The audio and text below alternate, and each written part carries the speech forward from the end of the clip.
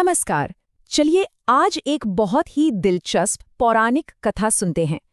ये कहानी है दो बहुत बड़ी शक्तियों की, कर्मफल दाता शनिदेव और देवों के देव महादेव की। और ये कहानी ना एक बहुत बड़े सवाल से शुरू होती है। क्या कोई भी भाग्य से बच सकता है? क्या कर्म का नियम इतना बड़ा है कि देवता भी उससे परे नहीं है? आइए इसी दिलचस्प सवाल का जवाब ढूंढते हैं। अब इस कहानी को ठीक से समझने के लिए एक चीज जाननी बहुत जरूरी है, और वो है 7.5। ज्योतिष में यह 7.5 साल का एक ऐसा समय होता है जब शनि ग्रह का प्रभाव बहुत ज्यादा होता है, और माना जाता है कि यह समय अक्सर चुनौतियां और जिंदगी के बड़े सबक लेकर आता है। तो कहानी शुरू होती है शनिदेव से, जो कर्म और न्याय के देवता हैं। एक दिन उनके मन में एक ख्याल आया। शनिदेव ने सोचा कि भाई मेरा प्रभाव, मेरी दृष्टि तो हर जीव पर पड़ती है, पर क्या ये नियम इतने बड़े हैं कि वो देवों के देव महादेव पर भी लागू होते हैं? ये सवाल कोई छोटा मोटा सवाल नहीं था, ये तो सृष्टि के संतुलन का सवाल था। तो अब अपने इसी सवाल का जवाब पाने के लिए शनिदेव ने फैसला किया कि वो खुद भगवान शिव से मिलेंगे। और बस यहीं से कहानी ने एक बहुत ही दिलचस्प मोड़ लिया। तो शनिदेव पहुंच गए कैलाश पर्वत। वहां उन्होंने महादेव को प्रणाम किया और बहुत ही विनम्रता से कहा, प्रभु, सृष्टि का नियम तो नियम है, और उस नियम के अनुसार अब आपकी 7.5 शुरू होने का समय आ गया है। अब देखिए भगवान शिव का जवाब सच में गजब का था। उन्होंने कोई गुस्सा नहीं किया, कोई सवाल नहीं उठाया। वो बस मुस्कुराए और कहा, अगर ये प्रकृति का नियम है तो इसका पालन तो करना ही होगा। तो ये तो तय हो गया कि शिवजी ने भाग्य को स्वीकार कर लिया, पर वो ये भी जानते थे कि शनिदेव का प्रभाव कितना शक्तिशाली होता है। तो उन्होंने इससे बचने के लिए एक रास्ता निकाला। उन्होंने क्या किया?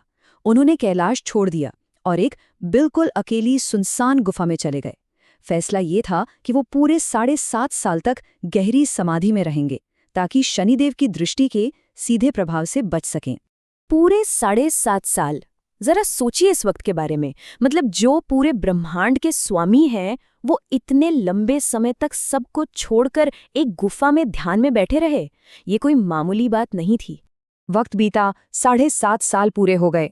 भगवान शिव समाधि से बाहर आए और ठीक उसी वक्त शनिदेव फिर से उनके सामने हाजिर हो गए। और अब कहानी का असली मजा आने वाला था। शिवजी ने मुस्कुराकर कहा, क्यों शनिदेव, देखा, तुम्हारा कोई असर नहीं हुआ मुझ पर। मैं तो पूरे 7.5 साल इस गुफा में एकदम सुरक्षित रहा। शनिदेव ने ये सुनकर कोई बहस नहीं की। वो बस विनम्रता से मुस्कुराए, और उन्होंने जो जवाब दिया, बस वही इस पूरी कहानी का निचोड़ है। और यही है कहानी का सबसे बड़ा पल। शनिदेव ने कहा, मेरे प्रभु, असर तो हुआ। मेरा असर ही तो ये था कि जिस कैलाश के आप स्वामी हैं, उसे छोड़कर आपको 7.5 साल एक गुफा में बिताने पड़े। ये सुनकर खुद महादेव भी मुस्कुरा दिए।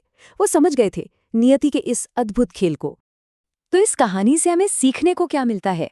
देखिए, ये सिर्फ एक कहानी नहीं है, इसमें जिंदगी के बहुत गहरे राज छिपे हैं। चलिए समझते हैं कि वो क्या है।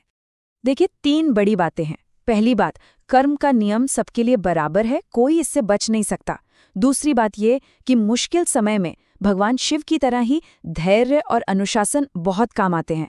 और तीसरी और सबसे जरूरी बात, शनिदेव सजा नहीं देते, वो न्याय करते हैं। हमारे किए हुए कर्मों का फल ही हमें वापस मिलता है। और आखिर में ये कहानी हमारे लिए एक सवाल छोड़ जाती है। जैसे भगवान शिव को एक गुफा में जाना पड़ा, वैसे ही हमारी जिंदगी में जो मुश्किल दौर आते हैं, वो हमें क्या सिखाने के लिए आते हैं?